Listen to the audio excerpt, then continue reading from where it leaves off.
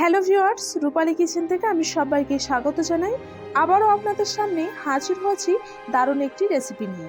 আজকে আমি আপনাদেরকে শেয়ার করব আমতেল রেসিপি। আর এটা অনেক দিন কিন্তু সংগ্রহ করে রাখা যায়।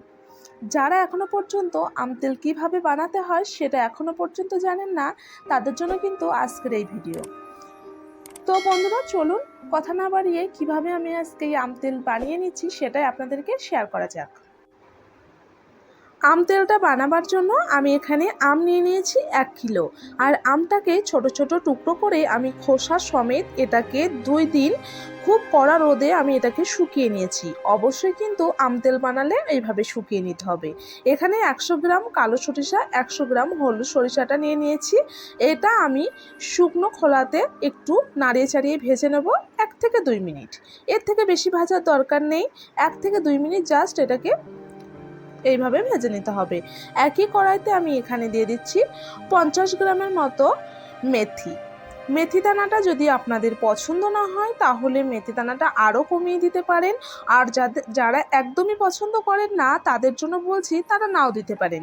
তো মেথি দানাটাও আমি 1-2 মিনিটের জন্য এইভাবে নাড়িয়ে চাড়িয়ে ভেজে নিয়েছি। এখানে নিয়ে নিয়েছি 50 গ্রাম গোটা জিরা আর নিয়েছি 50 গ্রামের মতো গোটা ধনিয়া।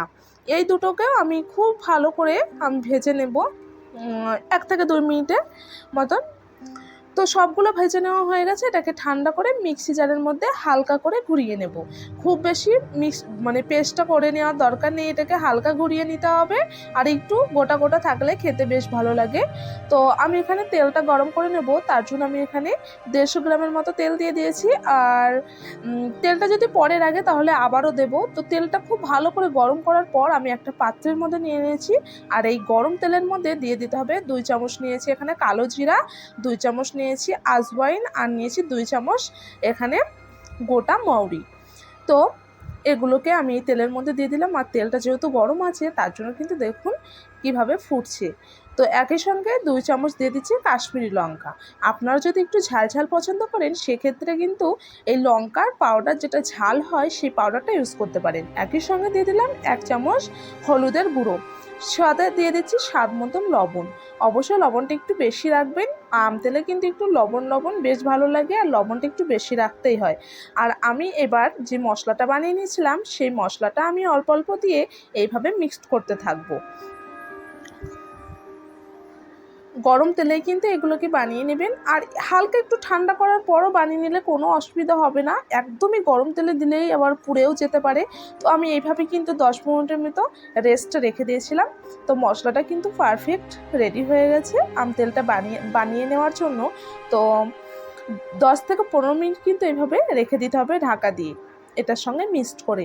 এবার আমি যে শুকিয়ে নিয়েছিলাম আমগুলো সেগুলোকে এই মশলার মধ্যে দিয়ে দিচ্ছি।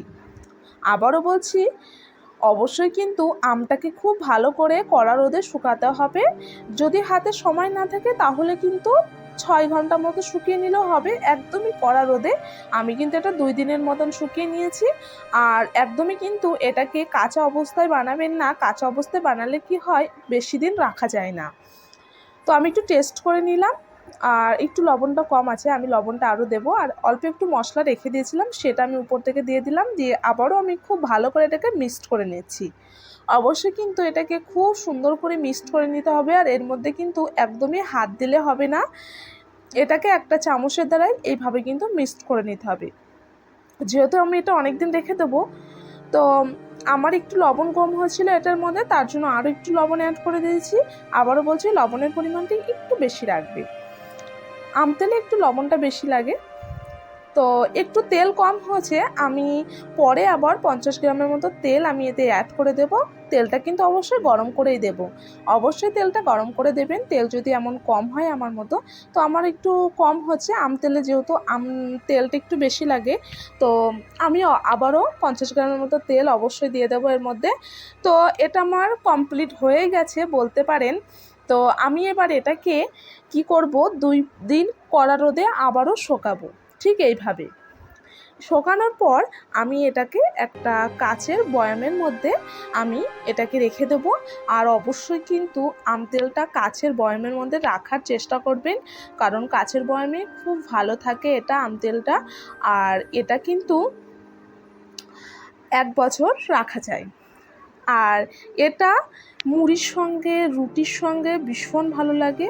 যখনই ইচ্ছে হলো তখনই অল্প একটু নিয়ে খেয়ে নিলেন। অনেকে আবার ভাতের সঙ্গেও খেতে পছন্দ করে, তো আমি তো এটাতে রুটি দিয়েই খাবো, আর মুড়ি দিয়েও কিন্তু বেশ ভালো লাগে। আর এটা কিন্তু খুব সহজভাবে আমি দেখিয়ে দিয়েছি। যারা আম তেল বানাতে পারেন না তারা কিন্তু আমার এই টিপসটা দেখে বানিয়ে নিলে একদমই আমার মতন রেজাল্ট পাবেন। আর খেতে ভীষণ ভালো লাগে। আর যেহেতু আমি আমটাকে শুকিয়ে নিয়েছি, এটার জন্য কিন্তু এই আমটার টেস্টটা অনেক বেড়ে যায়। আর এর যে খোসাটা আমি সমেত এটাকে বানিয়েছি, এটা কিন্তু এইভাবে বানাতে হয়। আর এটা খেতে একদমই কিন্তু তিতো লাগে না। এইভাবে বানিয়ে নেবেন, খেতে ভীষণ ভালো লাগে। তো আজকের এই আম তেল রেসিপি আপনাদের কেমন লেগেছে কমেন্ট বক্সে জানাতে কিন্তু একদমই ভুলবেন না। আর আমার চ্যানেলটি এখনও যারা সাবস্ক্রাইব করেনি তাদের কাছে একটাই অনুরোধ, আমার চ্যানেলটিকে সাবস্ক্রাইব করে আমার পাশে থাকবেন। তো আজকের মতো বিদায় নিচ্ছি, দেখা হচ্ছে নতুন একটি রেসিপি নিয়ে। ধন্যবাদ।